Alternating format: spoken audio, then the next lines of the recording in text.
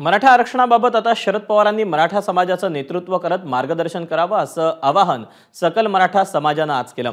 सकल मराठा समाजातर्फे नाशिकमध्ये आज पत्रकार परिषद झाली। तसंच शरद पवार यांनी जर आमच्या आरक्षणासाठी पुढाकार घेऊन प्रश्न सोडवला तर आम्ही सर्व मराठा समाज आपल्यासोबत राहू, नाहीतर राज्यभर लाक्षणिक उपोषण करू आणि पहिलं उपोषण हे पवारांच्या घरापासून असेल असा इशाराही देण्यात आला।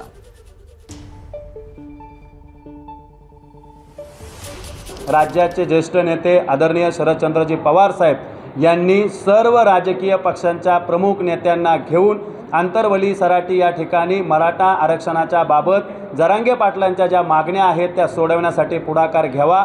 राज्याच्या मुख्यमंत्र्यांनी सुद्धा त्या ठिकाणी जाऊन सकारात्मक भूमिका जरांगे पाटलांच्या आंदोलनासंदर्भात दाखवून हे आंदोलन स्थगित करावं ही विनंती करण्यासाठी आजची नाशिक ही सकल मराठा समाजाची पत्रकार परिषद आयोजित केली होती।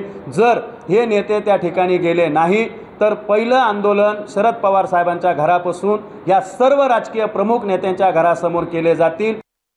राज्यातील सर्व खासदार आमदारांनी त्या ठिकाणी एकत्रित जाऊन मराठा योद्धा जरांगे पाटलांना आपल्या लेटर पॅडवर त्या ठिकाणी हमी द्यावी, त्यांचं आंदोलन स्थगित करण्यासाठी प्रयत्न करावे। 48 खासदार आणि आमदार यांना जर मतदारसंघात सुखरूप फिरायचं असेल तर त्यांनी तात्काळ एकत्रितरित्या आंतरवली सराटी जाऊन या ठिकाणी आंदोलन थांबवण्यासाठी प्रयत्न करावे। एबीपी माझा, उघडा डोळे बघा नीट।